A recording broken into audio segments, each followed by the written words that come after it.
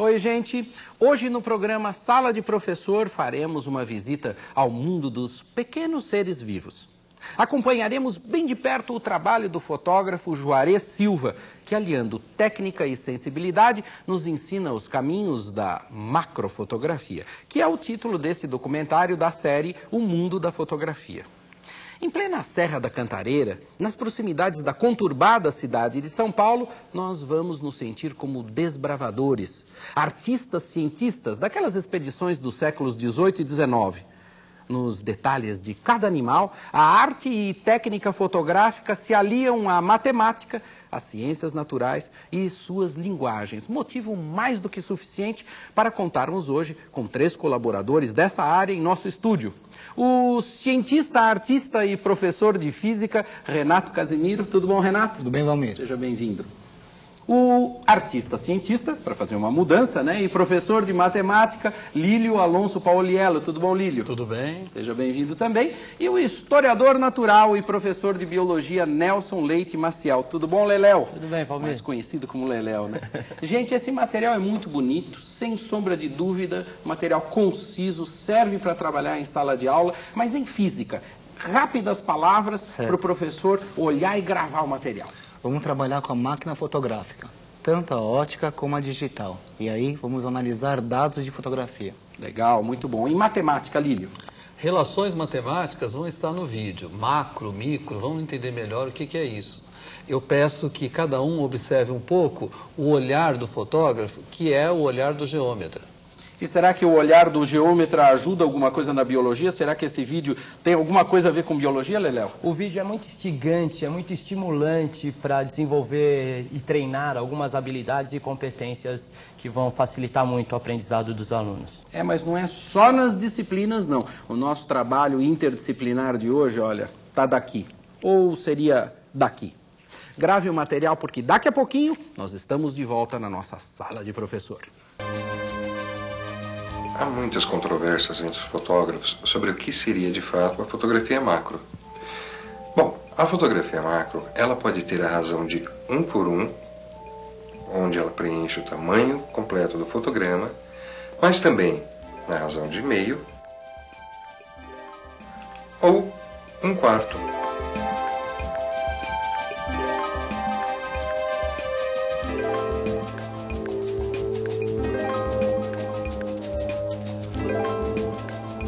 Nós estamos no Parque Estadual da Cantareira. Esse parque, ele é administrado pela Secretaria do Meio Ambiente do Estado de São Paulo. Eu trabalho normalmente aqui com biólogos de universidades, né, como da Uniban, como da USP. Além do próprio biólogo ele fazer a identificação in loco do animal, precisa do registro desse animal o mais próximo possível da realidade e com o melhor detalhamento possível.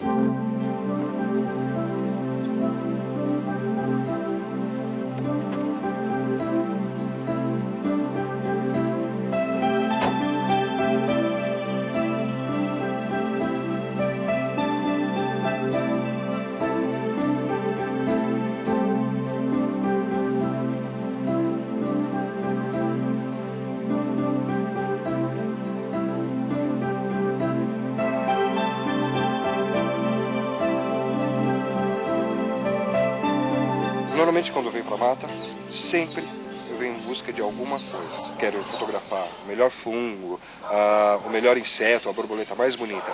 No entanto, como a gente não tem controle sobre aquilo que a gente vê na mata, então o que aparecer, vamos fotografar, tá? Então, vamos ao trabalho? Objetivas macros, superlentes, tubos e foles de extensão são alguns dos apetrechos indispensáveis para o profissional obter fotos de qualidade. Mas o que realmente importa na macrofotografia é a educação do olhar. Sem uma aprendizagem paciente, não se capta esse outro mundo, onde a vida pulsa sem muita visibilidade. A percepção humana é pouco treinada para ver o enredo de luzes e sombras das criaturas do chão, do oco, da água, os detalhes e formas de galhos e troncos. O fotógrafo é um aprendiz da natureza. Ele revela a beleza do ínfimo.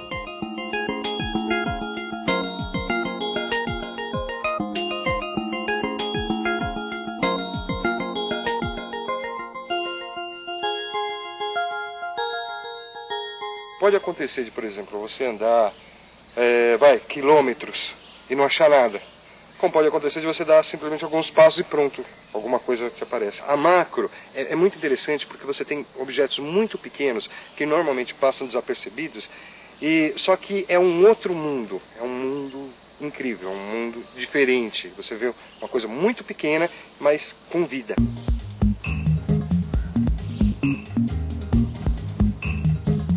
Então, no meio de tudo isso, de toda essa vastidão, pra você ter ideia do mundo macro como que é, olha o tamanho. Deixa eu ver se não tem nenhuma cobra primeiro, né? Olha um fungo. Pode ver que ele é colorido, amarelo. A gente não sabe se ele é venenoso ou não. Então, é um aviso que existe na mata, é isso. Tudo aquilo que é muito colorido, evita o contato. Você não sabe se aquilo tem toxina ou não tem, tá? Como que o seu corpo vai reagir em relação ao contato daquilo. Então, evita ao máximo o contato, tá? Se precisar dar uma limpadinha, pega uma outra folhinha aqui, ó, e já tira um pouquinho dessa partezinha que não está tão atraente. Isso aqui não é muito atrativo. Você tem um amarelo e um monte de marronzinho em volta. O amarelo você destaca, tudo bem. Se você fechar somente no amarelo, sem problema nenhum. No entanto, o fundo ele não vai ficar muito interessante. Uma das coisinhas, um dos segredinhos, a gente trabalhar também o fundo, tá? Então, a gente dá uma espécie maquiada com os elementos naturais, tá? Com aquilo que a gente tem na mata. Qual é a sua função? É justamente você girar, ver todos os lados, de todas as formas, tá? De um objeto que você vai fotografar. Porque nem sempre aquele primeiro plano que você vê é o ideal. De repente você descobre alguns ângulos, algumas formas diferentes de fotografar, tá? Então, o objeto está ali, que lá é o núcleo, né? E você é aquele próton ou nêutron que está girando em volta daquele núcleo.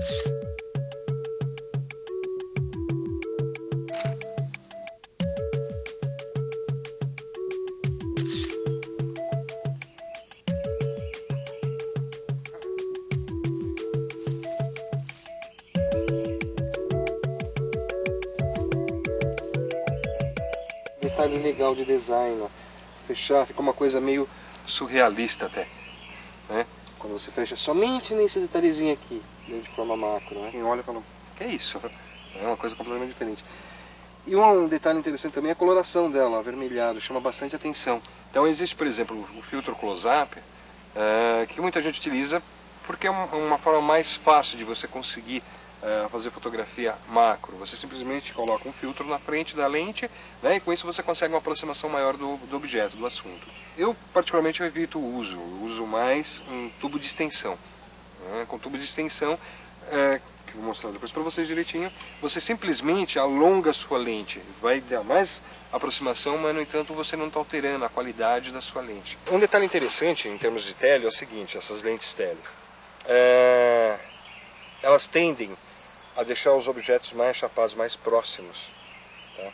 Então você perde um pouquinho a noção de profundidade, entendeu? Então essas lentes, elas costumam comprimir os objetos. Então às vezes o objeto está um pouco longe, só que ela comprime a impressão que dá que está mais próximo. Isso aqui são tubos de extensões.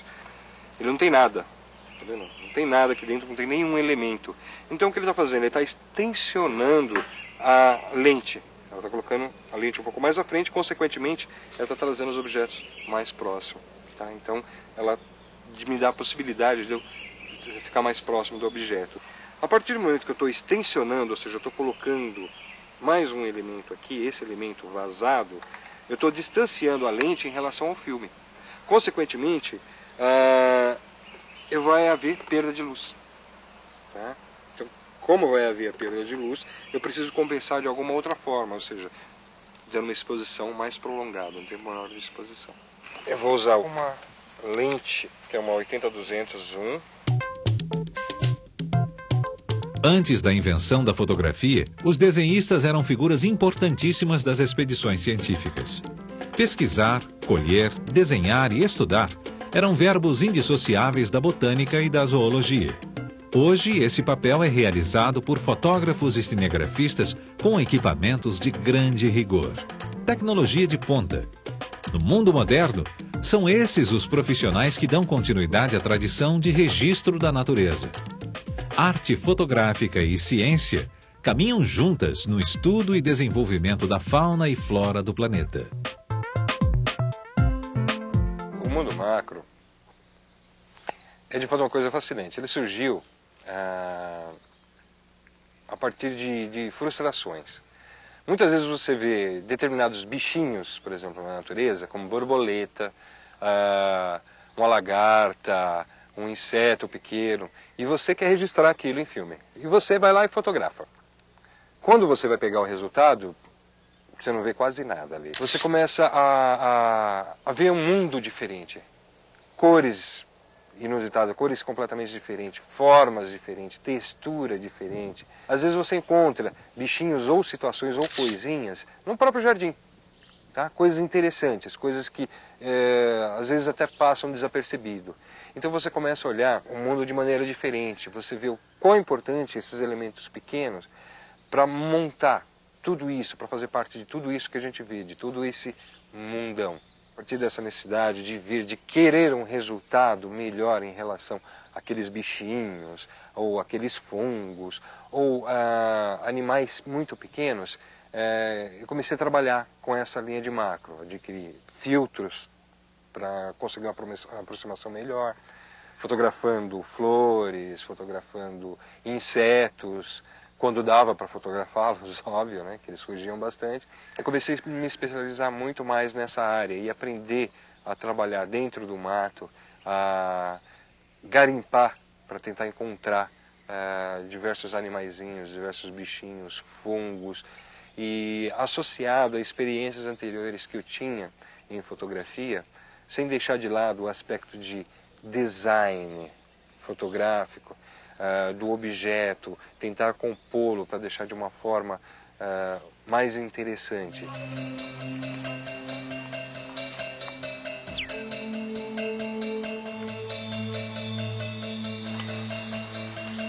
Em termos de fotografia macro, a sua profundidade de campo, ou seja, aquela visão que você tem de plano de focagem, é muito menor do que uma fotografia convencional. Dependendo das condições de luz que você tenha, é necessário que você utilize flashes para compensar essa falta de luz. Tá? E você vai utilizar o flash, tenta utilizar o flash de maneira criativa. Tá? Você ilumina de frente, de lado, de trás, de outras formas, para compensar essa falta de luz. Quando há locais bem abertos, tudo bem, existe a possibilidade de você conseguir fotografar utilizando somente a luz natural. Porém, dentro da mata, isso nem sempre acontece.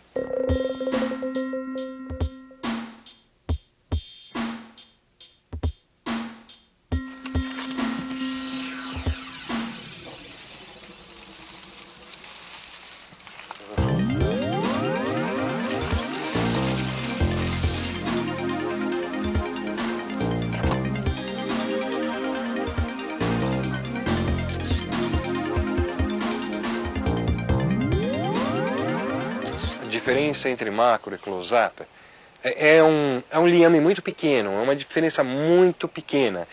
Nem dá para se dizer qual é a transição de uma fotografia close para uma fotografia macro. Tudo depende do objeto que está sendo fotografado. Digamos assim, que convencionalmente nós chamamos de close quando você fotografa um rosto de uma pessoa. Então estamos fechando num close. A partir do momento que você não está fechando mais somente no rosto, e sim você passa a fotografar o olho da pessoa, é uma área muito pequena.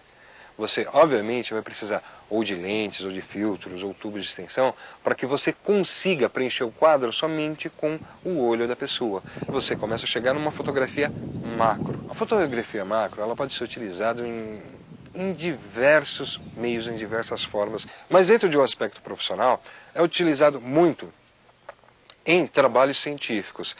Por exemplo, pequenos animais, para a identificação desses animais, é utilizado dentro da linha da biologia. A macrofotografia, ela tem uma importância muito grande porque nos fornece informações visuais das espécies. Uma das principais formas aqui de troca é a experiência.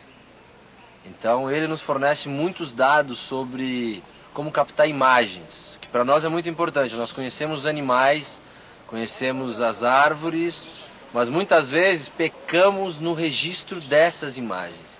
Então ele para nós é a orientação, o que fazer e o que não fazer principalmente. Mas ele também contribui muito com a questão de nos fornecer material. Para nós é um parceiro, um amigo, já faz parte da equipe cantareira. Então, na verdade, está acontecendo o seguinte, nessa área aqui, ó, essa primeira área e essa área aqui próxima ao lago, os sauás estão cada vez chegando mais perto daqui. Aumento de população, disponibilidade de alimento. Muito filhote essa época. Muito filhote. Começa a surgir bastante. Não há ameaça mais para os animais aqui. Tem aparecido coruja por aqui? Tem coruja. Aquela Olha, mocha? você tem a mocha orelhudo, que está sendo a mais comum. Está acontecendo uma coisa no parque que não é comum, que é o surgimento da buraqueira, que ela é de cerrado. Que lá na trilha você não viu mais a pegada dos felinos lá? Então, vou até te contar um negócio. Agora chegou a época de voltar a fazer coleta de pegadas, porque começa a chuva de novo, eu tenho material no chão para coletar. Você já tem agora? Não, porque eu ainda não fui fazer a coleta. Eu tenho material da coleta do começo do ano. Então, bom trabalho. Cuidado. Se vê algum felino amigo meu, por favor, me avise. Ah, sim, lógico. E antes de tudo, fotografar logo o bicho. Então, e material que você puder me passar depois? Ah, sim. Tá bom? Um abraço. Boa caminhada, meu amigo. Falou. Até mais. Falou. A natureza é bela e viva, arredia e efêmera. A macrofotografia é um trabalho que lida o tempo inteiro com o inesperado e a falta de controle sobre o processo de produção da foto. Ao fotógrafo, muitas vezes não resta outra alternativa senão recriar artificialmente a situação e a ambiência natural em foco. Em macrofotografia, a gente se depara com diversas coisas interessantes. Eu já encontrei determinados sapinhos que ele não chega a ser o tamanho de uma tampa de caneta. Tem fotos de algum outro sapo que ele está na ponta de um lápis. Você tem ideia do tamanho do sapo. E é um sapo. Um sapinho chamado pingo-douro, que foi encontrado, que ele também é do tamanho de uma tampa, não chega ao tamanho de uma tampa de caneta, ele é muito pequeno. Fora isso, que eu já encontrei alguns fungos azuis, fungos rosa, alguns fungos que eram laranja, amarelo.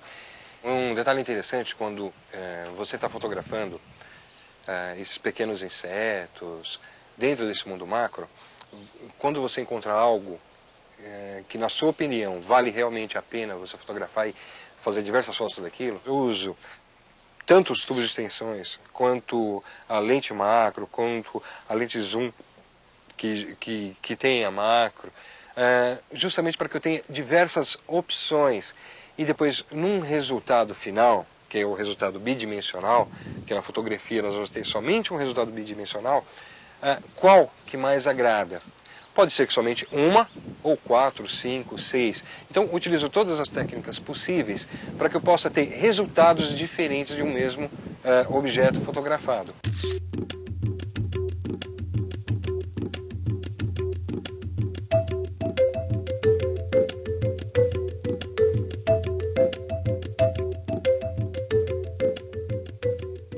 A fotografia na natureza, nós não temos muito controle sobre o tempo, se está com muito sol, pouco sol, se está na sombra, se não está. Nós usamos alguns truques para que consigamos manipular um pouquinho em termos de imagem. É bem diferente no caso de um estúdio, porque no estúdio você é um ambiente controlado, você consegue controlar esse ambiente. Então, nesse caso, é muito válido que se traga o animal para um estúdio, onde monta-se uma espécie de aquário, do animal vivo, ele não é tratado de forma alguma, colocado nesse ambiente, reproduzido até o ambiente natural dele, para que ele se sinta à vontade, e espera um momento propício justamente para que eu consiga fotografá-lo e trazer todos esses detalhes dele, como o tipo de pelagem, a tonalidade. Teve uma série bem interessante que eu trabalhei há pouco tempo atrás, que foi com sapos e pererecas. Foi um projeto de biodiversidade da Uniban. Então, eles ficam sempre em meio às folhagens e eles precisavam da foto do animal vocalizando, ou seja, quando ele infla, quando ele está todo inflado. Muitas vezes acontecia o seguinte, quando eu estava chegando pertinho do bicho, por alguma infelicidade, batia em alguma folhinha, ele ia embora. Isso aconteceu diversas vezes, tá? Não foi só uma ou duas vezes, não. Diversas vezes. Ou eu estava chegando, eu estava de frente, chegando próximo e ele virava de costas. Então isso aconteceu muitas vezes também. Conseguir depois de diversas tentativas, aquelas espécies no qual precisava ser fotografada, consegui com eles vocalizando. E algumas outras espécies que eles precisavam de detalhes dela, então consegui ser feito no estúdio, que foi feito dentro do próprio parque. Então foi adaptado um estúdio, onde eu consegui fazer as fotos desses animais, simulando o ambiente também natural deles.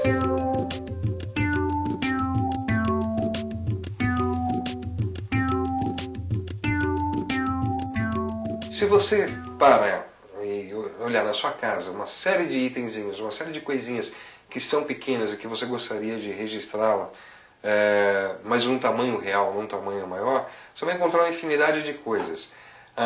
Eu às vezes gosto de inventar algumas coisinhas, como por exemplo,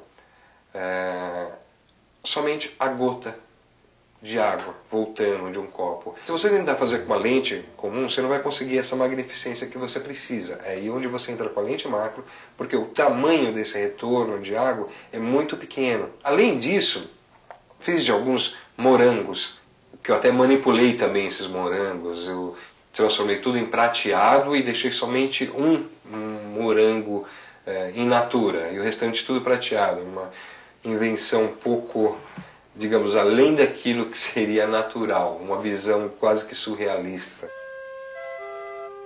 A macrofotografia registra um mundo incomum e pouco acessível a olho nu.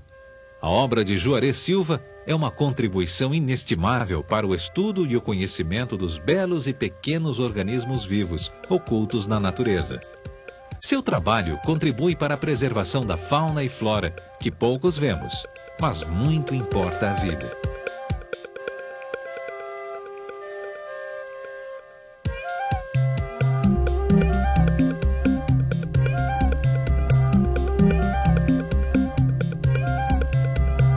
Muito legal, não é, gente? Que mata, hein? A percepção de uma cidade assim tão gigantesca, perto da mata, foi reveladora para muita gente, diz a verdade, hein? Essa expectativa do encontro, daquilo que é inesperado, e a falta de controle sobre aquilo que se vê na natureza, como diz o Juarez, me lembram metaforicamente a sala de aula e o fazer escolar. Por mais que nós estejamos preparados como fotógrafos e agentes da realidade escolar, nós somos sempre surpreendidos pelo inusitado. Mas vamos ver o que os nossos convidados acham disso e qual o trabalho que eles reservaram para hoje. E nós vamos começar com a matemática. Aliás, que belo trabalho para matemática, não é verdade, Lílio? Prato cheio, né? Uhum.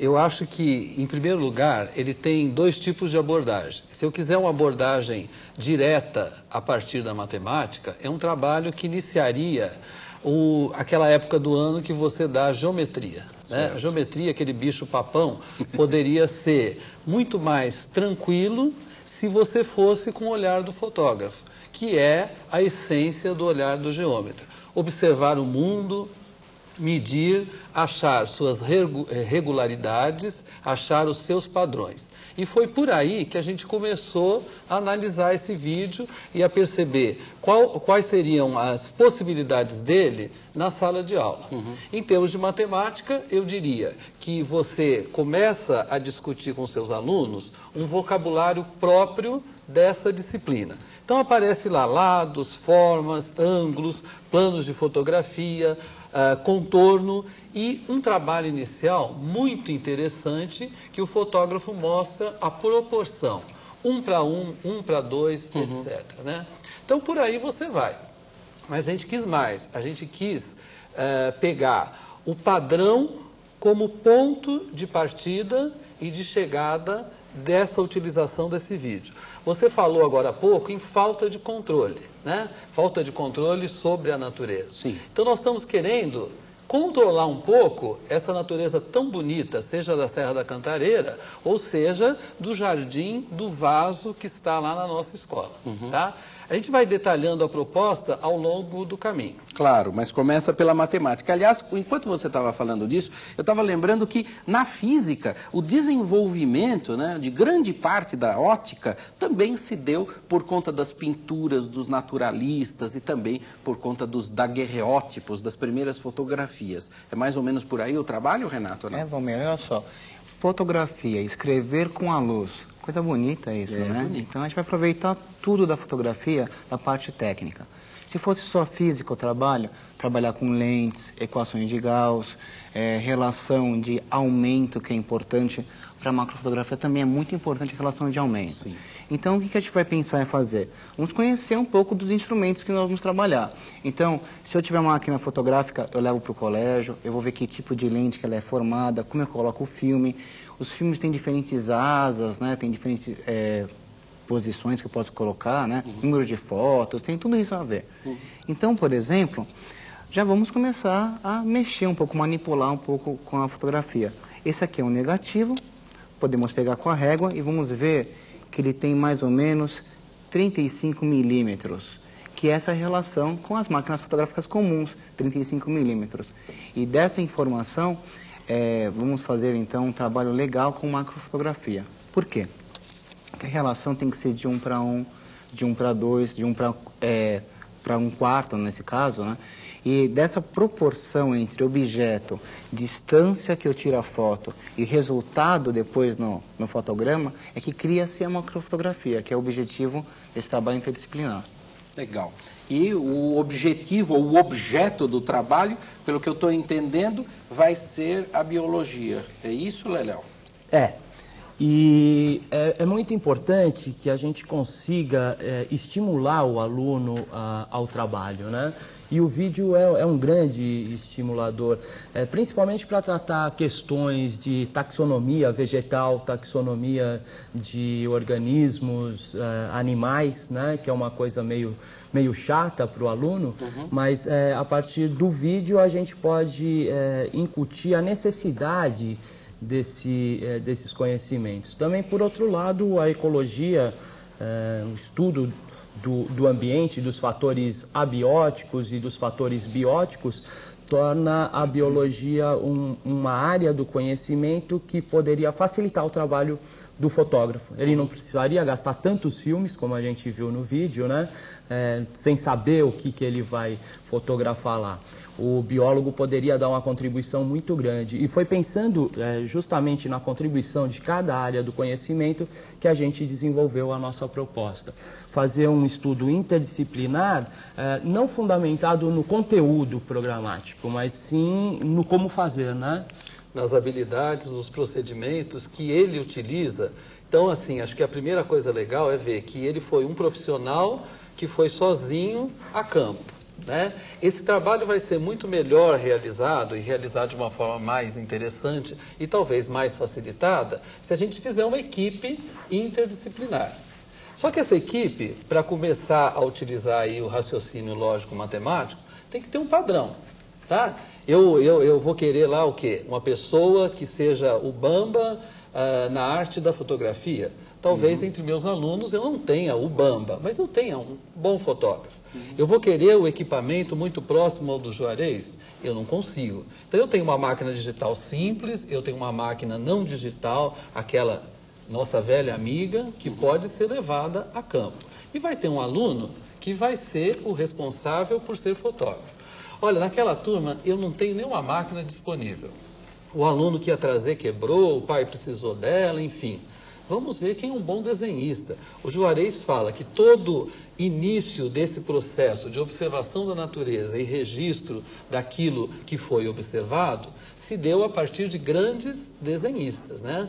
A gente pode pegar aí o Da Vinci, que tinha uma certa especialidade nisso. E até hoje a gente tem artistas contemporâneos que também se dedicam a esse trabalho. Aliás, a gente precisa aqui um parceiro, um professor de arte, para dar o toque final nesse nosso trabalho. Sim. Mas, enfim, vamos procurar qual é o padrão, por exemplo, do grupo ideal, né? Então tem que ter um produtor que cuide da operação em campo, tem que ser um cara que que tenha uma habilidade manual, que possa ir lá limpar a terra, como fez o Juarez, aquele outro que fala, ó, cuidado com o sol, enfim, como nós temos aqui no nosso programa, alguns produtores que dão a infraestrutura para que a gente possa estar falando com vocês. O mais interessante disso tudo é que essa ideia do registro, ela é feita a partir das especialidades. Ninguém perde a especialidade na interdisciplinaridade. Isso é muito importante que seja falado. E segundo, estas capacidades individuais são somadas, não apenas de maneira justaposta, mas são interrelacionadas para a construção de um trabalho interdisciplinar.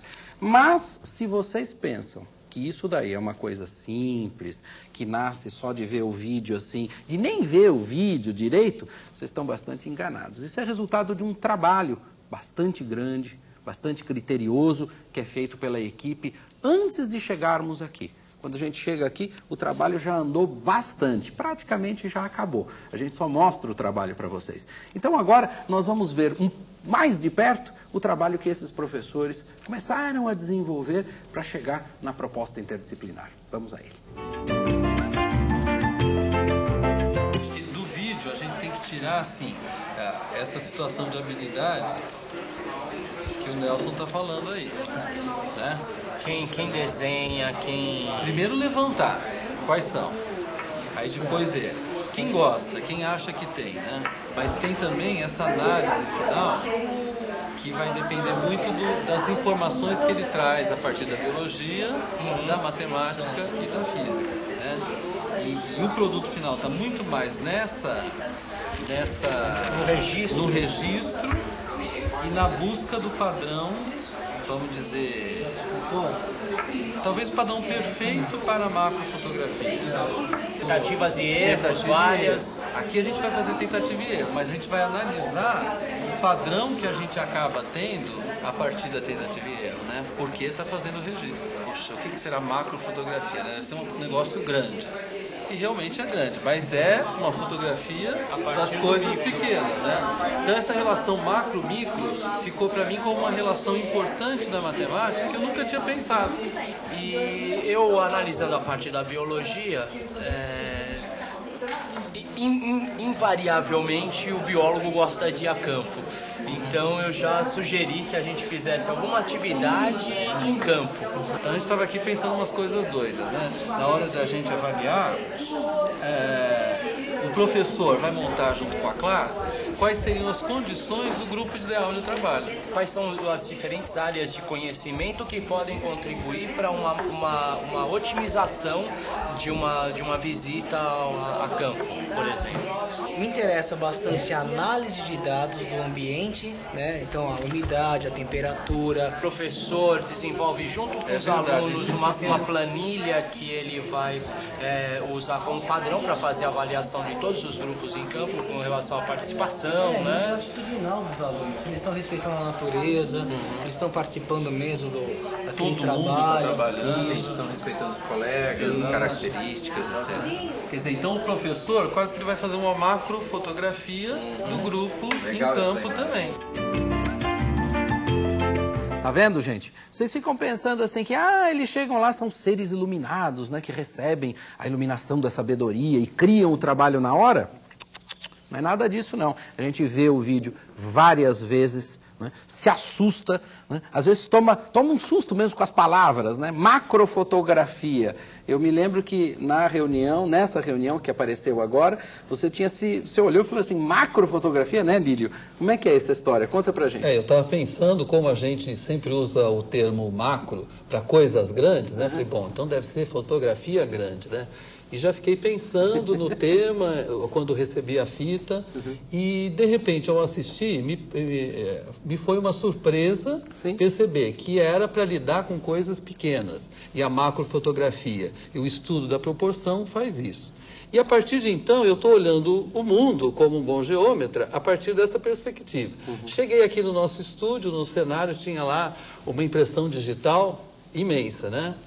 E conversava com o Renato para saber, será que a gente pode dizer que essa é uma macrofotografia do do polegar. Sim. Enfim, eu acho que essa discussão, que pode começar com a brincadeira da palavra macro, micro, até a saia, macro, micro, né? Enfim, mas pode chegar à análise da especificação da nossa máquina fotográfica. Será que a gente tem equipamento suficiente para fazer uma boa macrofotografia? Então, essa que eu dou na mão, está escrito aqui, que é a proporção 1 para 2,8 até 1 para 4.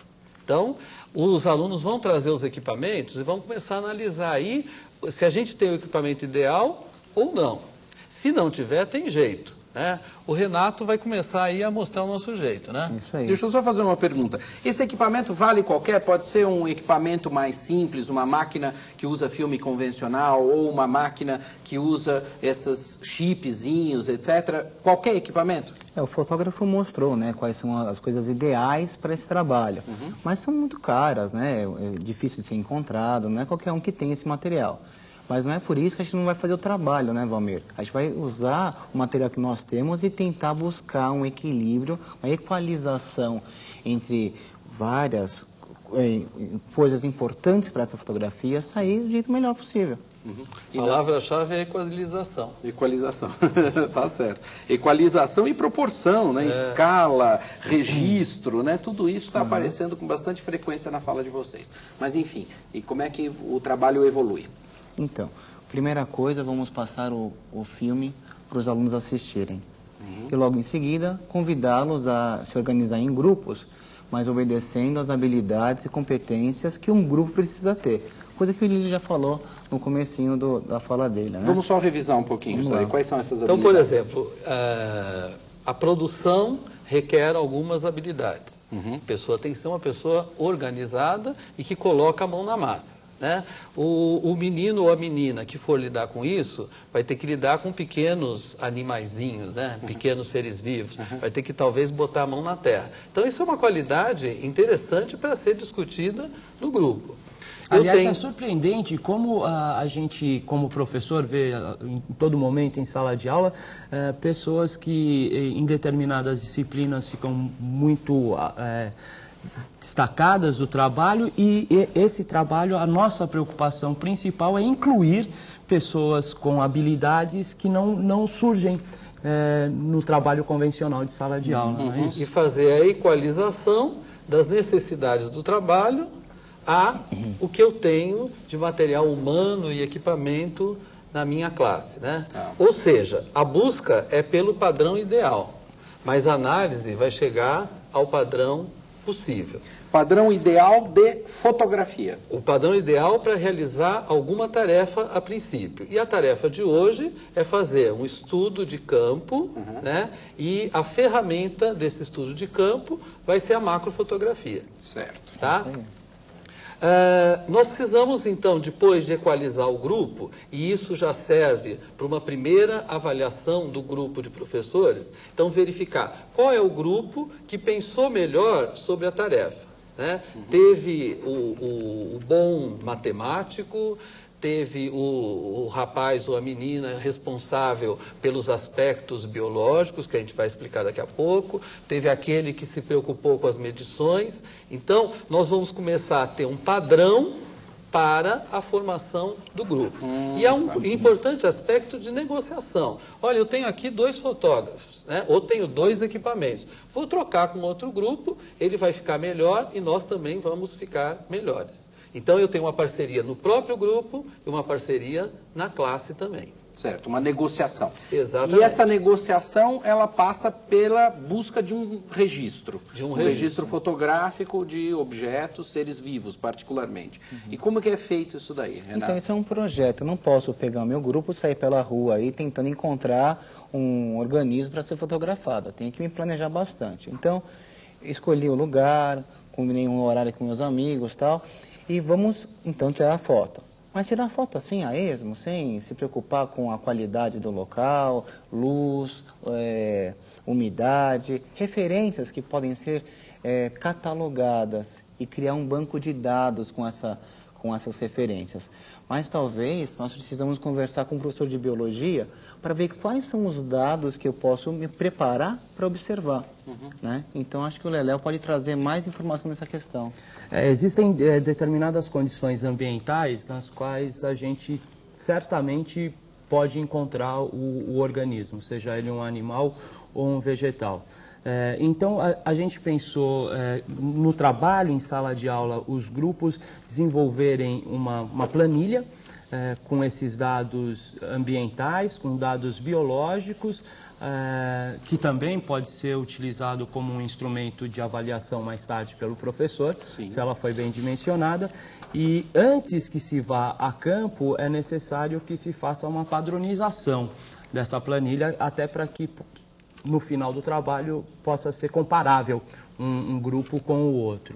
Agora, o importante é que essa discussão ocorra na classe, porque é muito fácil o professor de biologia chegar, olha, número de pés, tipo de boca, cor da asa, o professor de física chega, luz, calor, energia, Vamos discutir quais seriam as interferências do meio ambiente nesse objeto que eu vou fotografar.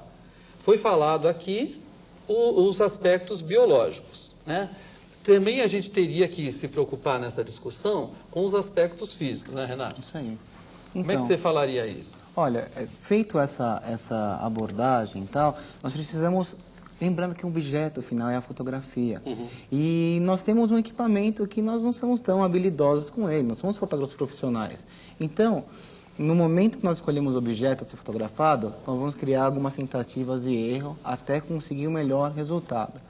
Mas, se nós tivermos por trás um pensamento de padronização, de equalização desses fatores, eu vou ganhar tempo, vou ganhar qualidade na minha fotografia. Isso que é importante, tá? Então, falamos da planilha no que passou o VTzinho, né? E nós tentamos elaborar uma planilha. Legal. Mas ficou bom, ficou interessante. Aqui, essa planilha que eu vou mostrar para vocês tem, além dos dados que o Leléo colocou para a gente, nós criamos um índice de relações, né? Então, por exemplo, que vai do -2, passa pelo 0 e vai até o +2. Então, se o meu inseto tem 6 patas, como é que eu vou descrever isso na planilha? Bom, se dentro daquele estudo que eu fizer, esse inseto tem o maior número de patas, então eu vou pintar até o +2. Se eu encontrar um outro inseto que tem menos patas, então eu vou fazer uma relação dentro desse índice que nós criamos, né? Só um adendo, os insetos têm 3 pares de patas invariavelmente. Só para não então, falar. Eles não sabem disso. Então eles não sabem. Dizer, o importante é que a gente não está definindo nada. E a gente tem que orientar o aluno a preencher a lápis. Porque, por exemplo, eu vou lá e vou fotografar e acho que está o maior sol do mundo, né? Fotografo, ficou escura. Bom, então eu pensava que era padrão +2, eu posso agora exagerar e dizer que é -2. Então esse padrão vai variar durante toda vai ser calibrado ao longo da atividade. Exatamente, exatamente. Legal. E aí, depois dessa calibração, tem vários índices aí, né? A ideia, no final, é que a planilha do aluno vai ser como se fosse um gráfico de colunas. Certo. Né? E aí a gente pode tentar encontrar uma equalização dessas condições para a fotografia. Essa que é a grande sacada. O que tem na planilha? Aqui eu dividi aqui, né, em 3 partes, então, dados sobre o ambiente, dados sobre o animal observado e o vegetal observado. Então, para o ambiente tem luz, umidade, temperatura, substrato, ou seja, a dureza do ambiente, se tem som, né, ou muito ruído, ou ausência de som. Em animal tem patas, cores, antenas, tamanho, asas, aparelho bucal. E no vegetal tem cor, tamanho e forma. Não precisa se preocupar em ficar copiando, hein, gente? Não precisa ficar atrás agora, eu perdi. Como é que é o mesmo segundo? Tudo isso está na ficha de material que fica na internet disponível para todo mundo, tá? Fica tranquilo. E também não é fechado. Só uma sugestão, né? Com os alunos pode aparecer outros dados classificatórios. Claro. Isso que é importante. Esses quesitos vão variar de grupo para grupo, de classe para classe e de ambiente para ambiente. Claro. Quer dizer, eu não posso imaginar que eu vou encontrar um peixe se eu vou para um terreno que não tem água. Sim. É óbvio que a gente já tem que bater um papo sobre isso com ele. Sim, é verdade. O Lílio fez umas fotos. Ah, é? Mostra pra gente. Tentou trabalhar com a macrofotografia. Legal. E a gente fez sem a planilha, para ir assim, a campo, como um cara que não pensou antes de fazer o trabalho. Legal. E depois a gente vai analisar em relação à planilha que a gente montou. Quer dizer, essa planilha vai nos dar as condições às quais eu me submeti para fazer uma fotografia muito ruim e uma outra que foi melhor, né? Vamos lá. Olha só, isso aqui é o ambiente que o Lílio fotografou. A impressão que dá, né, é que é um ambiente até escuro. Mas era dia aqui, não era, Lílio? 7 horas da manhã. É dia. Então, o que aconteceu? Que tipo de fotografia que eu fiz para que deu essa sensação de escuro?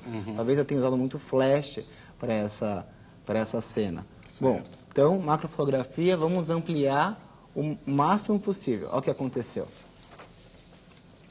Ficou assim, né? Perdemos a qualidade da fotografia. Então, Aí talvez... o nosso biólogo reclamou, né? Eu não vejo nem a nervura da tal da folhinha. O que é isso? Não dá, né? Talvez a relação, então, de aumento, desculpa, Lílio, foi muito grande. Sim. Não atingiu o objetivo da macrofotografia. Isso é importante. E eu pus lá na minha planilha, né? Se eu fosse montar a planilha, eu teria posto assim, distância ideal, 2. Depois que eu vi o resultado, olha, menos 2. Não é por aí. Tá certo. Tá? E aí a coisa vai melhorando, né? Ficou um pouquinho desfocado o objeto em si, mas deu para ver o fundo. E aí, podemos dizer que esse aqui foi o melhor resultado que nós tivemos em termos de macrofotografia. Bom, é claro, e outros colegas também poderiam estar aqui na mesa conosco, trabalhando, discutindo, indo a campo, não é? Certamente eles trariam contribuições bastante significativas para esse trabalho. Por isso mesmo que nós vamos escutar depoimentos de outros especialistas, outros professores que poderiam estar conosco aqui no Sala de Professor. Bom, o filme que a gente vai ver sobre macrofotografia, ele é muito interessante para as ciências sociais, sobretudo para a sociologia e para a antropologia. Eu não pude deixar de pensar, assistindo ao filme, o quanto a realidade é, na verdade, uma construção social.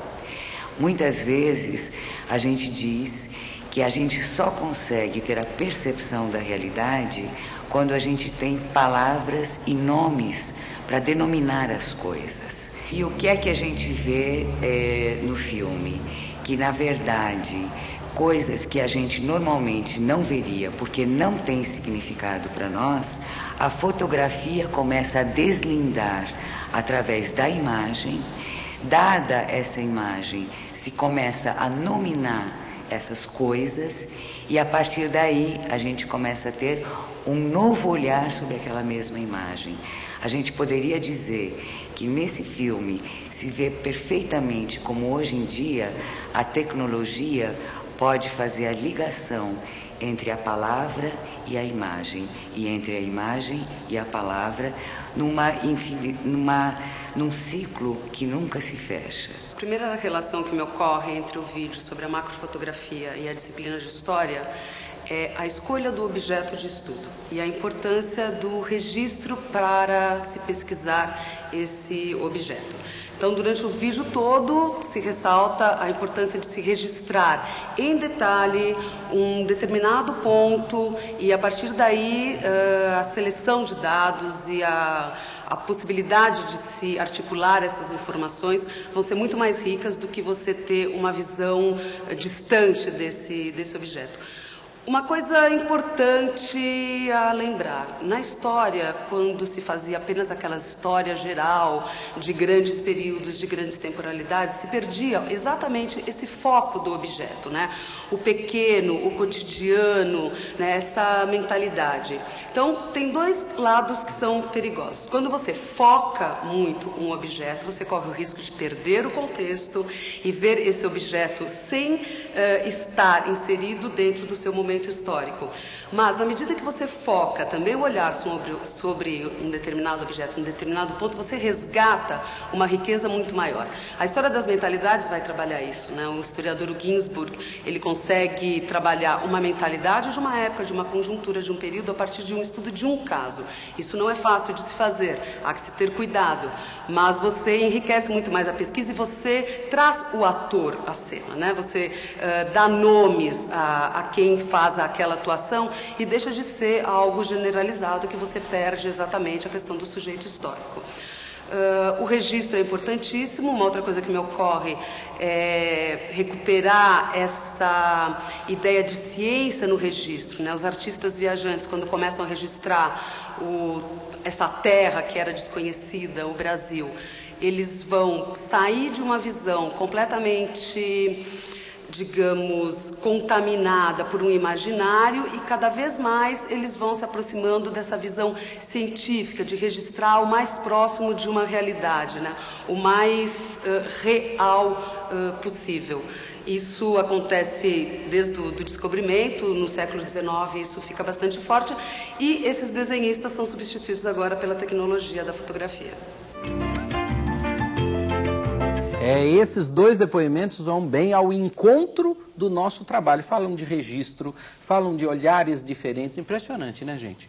Lídio? A Ani nos deu a ideia de que a gente precisa de um sociólogo nessa expedição. É verdade. Esse jogo do olhar, que na verdade é enxergar, não enxergar, está presente em todo o nosso trabalho, inclusive na avaliação e autoavaliação das etapas que constituem esse projeto. Isso aí. Gostei da Denise quando ela fala de realidade, né? De registro da realidade. Nós podemos até que maquiar a realidade para conseguir os nossos objetivos, né? Então, qual é o papel do historiador, do cientista por trás da fotografia? O que ele quer falar, né? O que ele quer mostrar? Eu achei que o que ficou claro no depoimento das duas professoras é que a interdisciplinaridade ela precisa seguir pelo conteúdo, ao contrário, seguir pelo como fazer, pelo método e não pelo conteúdo em si, né? Claro, o conteúdo deve ser garantido em cada uma das disciplinas. Essa é a ideia da interdisciplinaridade, né? Bom, e aí, como que a gente agrega tudo isso ao nosso trabalho? Eu acho que o trabalho segue nessa busca do padrão e do controle sobre o padrão. Então, nós vamos receber aí várias planilhas, várias imagens fotografadas ou várias imagens desenhadas, várias calibrações, e aí é colocar isso aí tudo sobre a mesa para a gente poder chegar à conclusão que essa fotografia foi a melhor, por quê? Aquela fotografia foi a pior, por quê? E não para classificá-la em melhor ou pior, mas verificar as condições que entraram naquela foto e que deram origem à possibilidade de análise pelo biólogo. Né? Quer dizer, a nervurinha, repetindo a nervurinha da planta, né? Da folhinha da planta, né? Ela só vai ser possível de ser analisada numa macrofotografia muito próxima do ideal. Então a planilha volta a ajudar a gente. O Renato tinha feito lá no nosso grupo um exercício aí de colorização da planilha, né, Renato? Isso aí. Dá para jogar esses dados no computador também, para fazer uma relação melhor, fazer curvas uma análise de curvas sobre esses gráficos. Então, é interessante mostrar que depois de encontrar a equalização, não tem outra palavra mesmo, já repetimos algumas vezes, mas é encontrar a equalização de condições da natureza para a melhor fotografia. Tá certo. Bom, então vamos às etapas rapidamente do nosso trabalho, porque a gente fala e o nosso tempo vai se esgotando, infelizmente. Primeira etapa, passar o vídeo. Passa nas 3 disciplinas, passa em uma, rapidamente. Um dos professores pode ficar responsável em passar o vídeo. Passa de uma vez? Eu passaria de uma vez. Ok. Depois de passar, fazer grupos. Grupos são divididos segundo as suas habilidades, né?